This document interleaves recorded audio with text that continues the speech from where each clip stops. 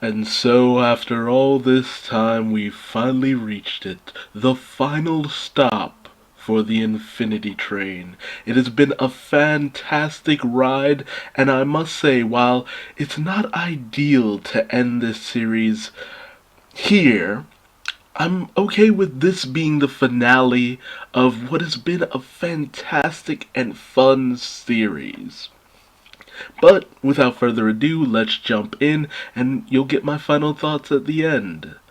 As we open up outside of Morgan, the sentient castle, we see the various enemies that Cass has accumulated after all this time. And they're just kind of camping out, which I thought was kind of fun.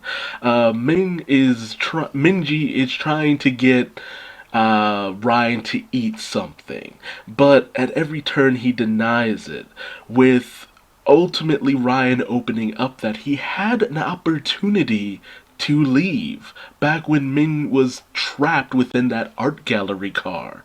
His number reached zero and he had an opportunity to leave, and the thought of leaving his friend behind crossed his mind, and the door immediately closed to him.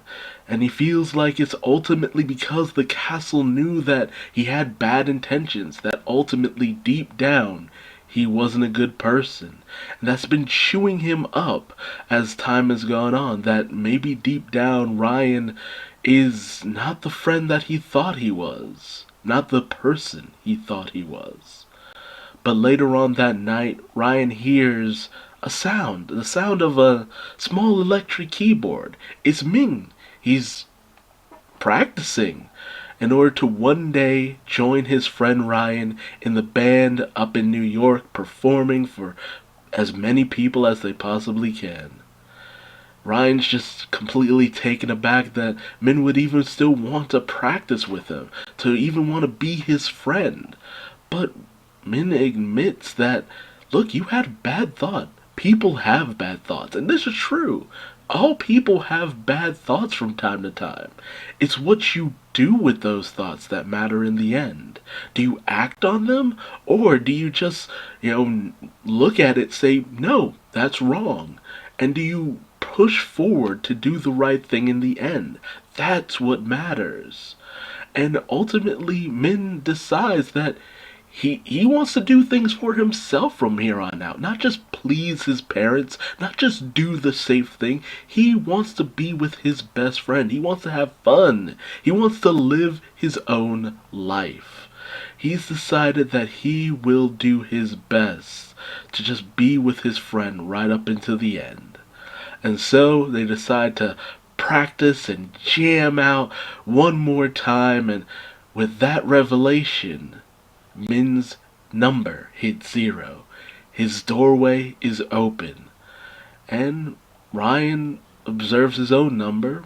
It's still where it was at the beginning. And he says, hey, you can go. But Min, no, he doesn't want to leave without his best friend. He'll leave when he's good and ready. Because ultimately, what's the point of leaving if he's leaving his friend behind? And when I tell you my heart felt so full from that comment. I saw it coming a mile away. I knew it was going to happen. But to just experience that moment when, Ryan looked in his friend's eyes and just knew that they were so just close. They were such good friends, to just have someone who cared about you that deeply. That was all Ryan could ever ask for. But as they just continue to jam out, Morgan is none too pleased with this, because she's reliving the whole situation with Jesse. Or was it Jeremy? I think it was Jeremy. I'm blanking on the guy because we never met him. But the passenger who had left before because of Cass helping him to come to terms with his own situation. Morgan doesn't want to just have to have this scene prolonged, to just wait for Min to eventually leave. But ultimately they say, look, we're not the result of what's going on, and neither is Cass.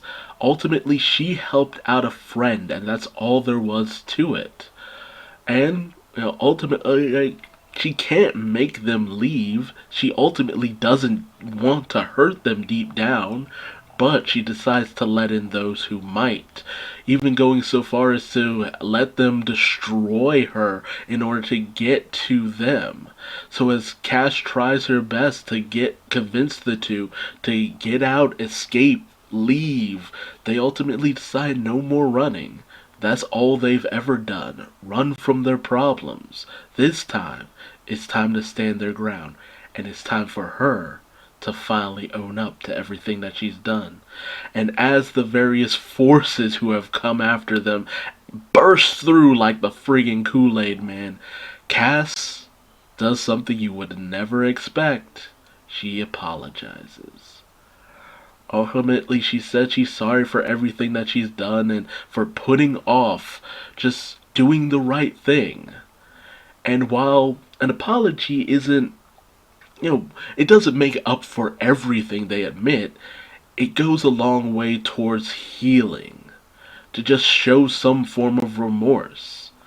And they start to kind of apologize to each other for everything that's kind of happened to them up until this point.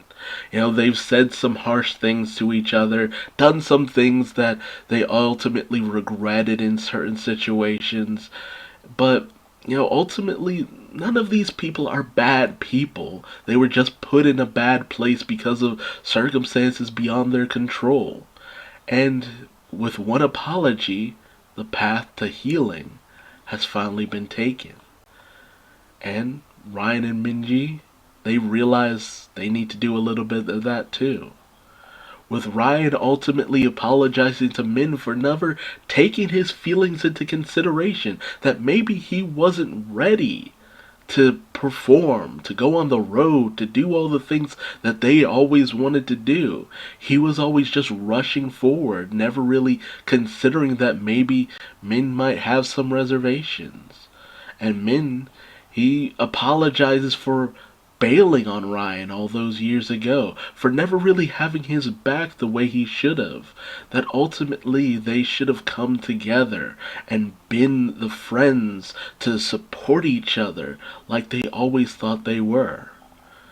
And Cass ultimately kind of questions how she can kind of make it up to all of them, what she can ultimately do. But before any of that can happen, the sheriff, he is none too keen on going soft just now. He wants to take Cass down. But Ryan won't allow that as he bats that bug away right into the chimney, blasting him off Team Rocket style.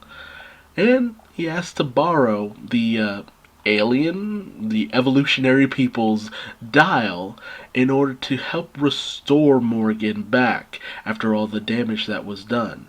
And following his lead, the various former enemies of Cass decide to exit and repair Morgan on their way out. Using the dial in a way that never would have thought would be a thing. And Cass apologizes to Morgan, not wanting to have hurt Morgan in any way. That was never the intention. And hopes to one day make it up to Morgan in some way, shape, or form. And, ultimately, Morgan isn't sure how to feel better about this. Ryan explains that, look, ultimately, this was necessary. While Morgan might have had goals with Jeremy or Jesse or whatever the guy's name was, with the former passenger who lived within her, ultimately, this was a place of healing. He healed. Cass helped him heal. And yes, it's unfortunate that they will never see their friend again, but ultimately, isn't helping someone the way to go? Isn't doing for someone else what ultimately matters? Their well-being. It's not wrong to help someone at the expense of what you want. And it's with that revelation that Ryan's own number finally hits 0, and his exit merges into Jesse's. into Morgans, into Minji's. I'm thinking back to. I got all confuzzled because I'm thinking back to the whole situation with Jessie and Mirror Tulip, where Mirror Tulip reflected Jessie's number on her hand. It created a door for her as well, and the two doors merged, very similar to Ryan and Ming-Ji's doors. So it's so fascinating. It's just like ultimately your two destinations align with each other. So why not just give you one exit that you can both get through? It's really kind of sweet. It's a nice moment. And Morgan just is tired.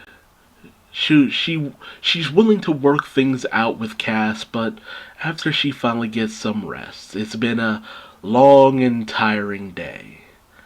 And as Ming gives Cass a warm kiss of her own, because for some reason her kisses are so warm, so he decided to give her a kiss back, and it's very sweet. Ryan gets to do the one thing that I think everybody questioned at one point during the course of this season. And does Cass ding? Yes, you can ding Cass's dong. Not in that way, you fucking pervert. And they bid their friend a fond farewell. And while Cass has to say goodbye once again to friends, at least this time it's on better terms than the last time. And that's all you can really hope for. We see an undisclosed amount of time later up in New York, Utica? Not really familiar with that. Not the biggest place in New York, probably. But we see that Chicken Choice Judy is here to perform, and in a moment that really took me by surprise, with this episode being titled The Train to Nowhere. That's the name of their song. They've taken from their experiences on the Infinity Train and have turned that into a song that, while it's not the best, it's still pretty damn good. And it's theirs, and people enjoy it for the most part. With someone even asking if they have a cassette. Are you old enough to remember cassettes? I'd be surprised if you are. And it's for them, it's a bit of a work in progress. And thus ending Infinity Train. I must admit, this was the one season that didn't have a tragic end for anyone or something tragic happened to anyone. There were a lot of ups and downs, an emotional roller coaster that always was the Infinity Train, but, I think that's okay. I think for this one, it's all for the best. Again, a lot of the downsides to those previous situations was because of Amelia, and at least for them, Amelia only helped, honestly, in letting them get their gear back for the most part.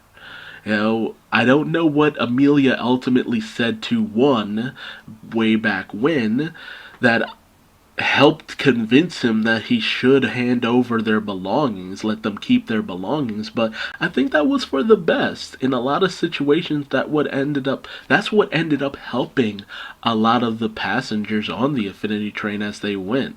And I always wondered, I'm just like, with Amelia later down the line, especially in book 3, why she had that jumpsuit and the boots and all that, and it ended up being an excellent explanation. It's just like you had the boots which kept you magnetized so you never just accidentally fell off the train, which we've seen a lot with a lot of people. So the boots were probably something that should come back later down the line, but